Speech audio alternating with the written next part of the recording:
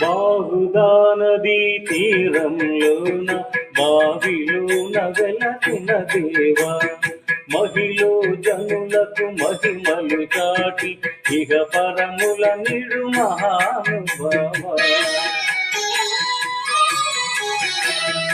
ఇష్టమైనది మగలిన నీకడ ఇష్ట కామ్యములు తీర్చే గణపతి,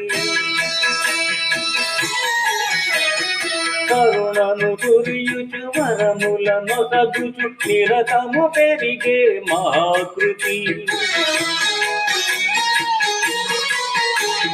సకల చరాచర ప్రపంచమే కన్నుతి చేసే విఘ్నపతి, నీ గుడిలో చేసే సత్య ప్రమాణం ధర్మదేవతకు నిలుపు.